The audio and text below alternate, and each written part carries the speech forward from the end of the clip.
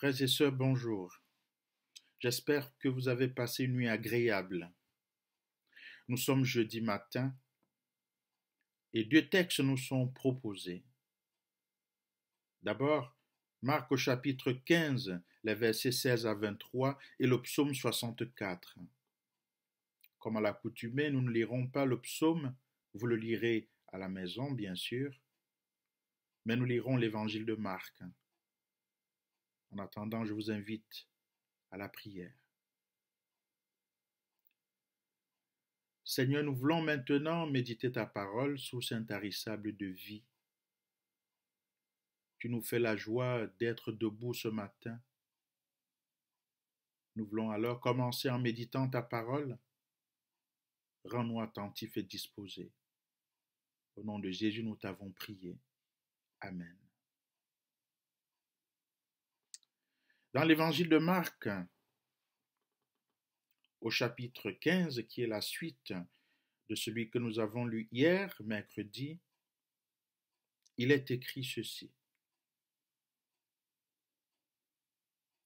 Les soldats amenèrent Jésus à l'intérieur du palais du gouverneur et ils appelaient toute la troupe.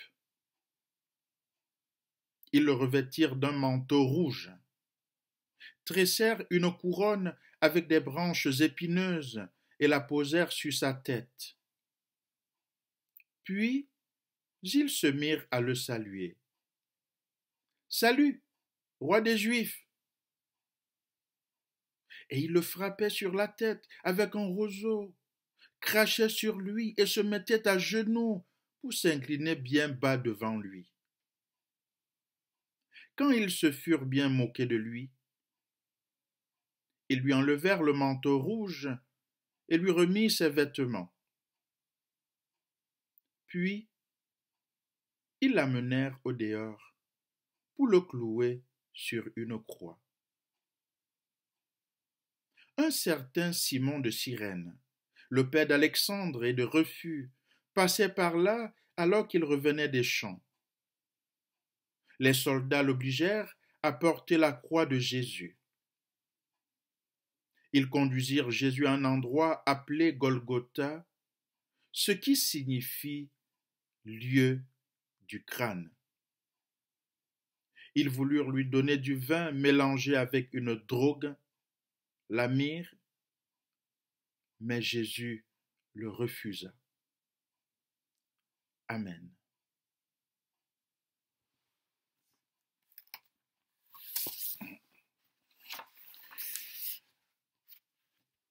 En ce jeudi saint, je propose à notre méditation la phrase suivante.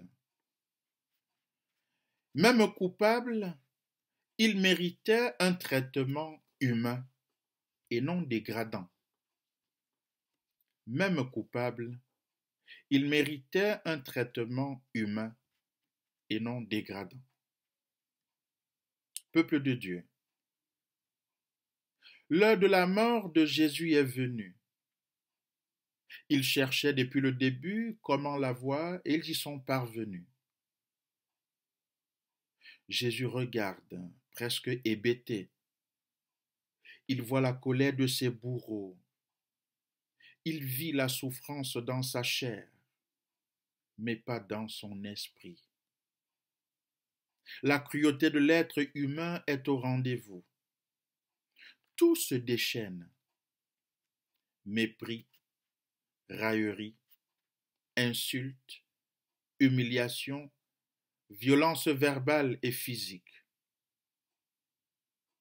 Qu'a-t-il fait pour mériter une telle humiliation? Qu'a-t-il fait pour vivre ce déferlement de haine et de traitement inhumain et dégradant? Où sont passées les valeurs de justice, de respect, de protection du plus faible, du vulnérable, mentionné dans la loi juive de l'époque, incarné par ses persécuteurs?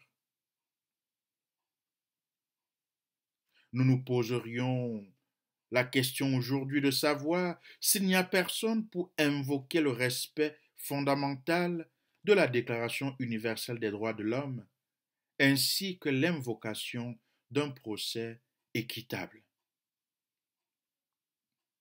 Mais là, il n'y avait personne. Jésus est malmené. Quel choc, quelle incompréhension. Cette manière de traiter Jésus ne continue pas d'exister dans notre monde sous diverses formes aujourd'hui. Cette brutalité ne ressemble-t-elle pas aux pressions multiformes et malsaines qu'un salarié peut subir au sein de son entreprise? Même s'il est vrai que pour subsister, une entreprise doit être compétitive sur le plan économique et international,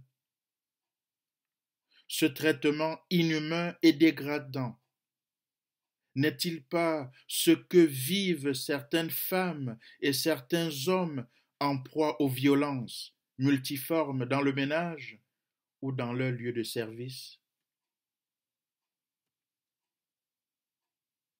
Mon frère, ma sœur, ce matin, Dieu habite cette souffrance, comme il est présent dans chacune de nos souffrances.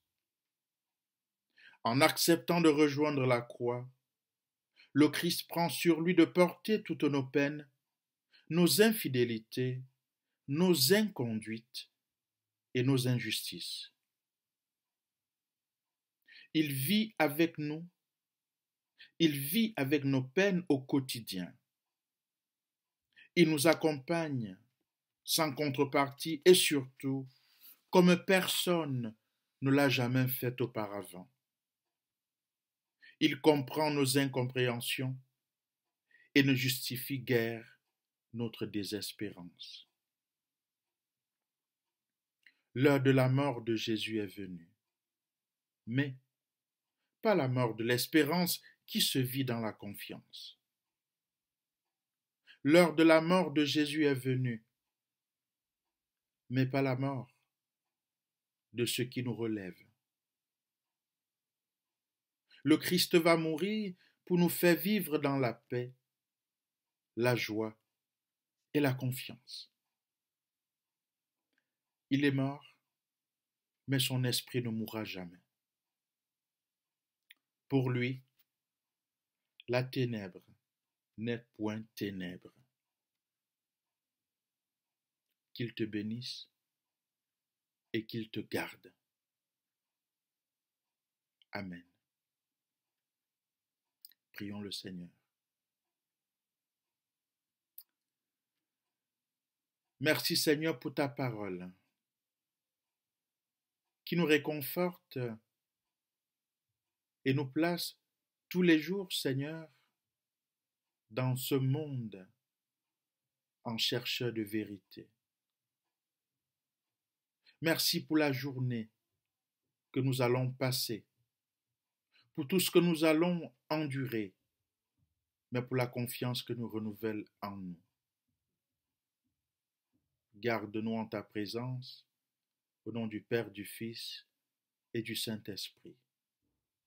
Amen.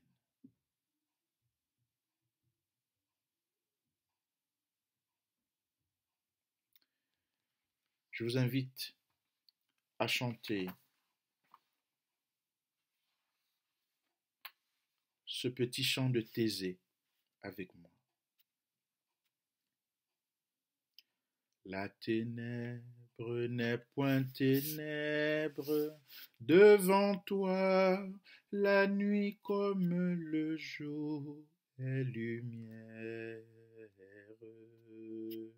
La ténèbre n'est point ténèbre devant toi, la nuit comme le jour est lumière. La ténèbre n'est point ténèbre devant toi, la nuit comme le jour est lumière.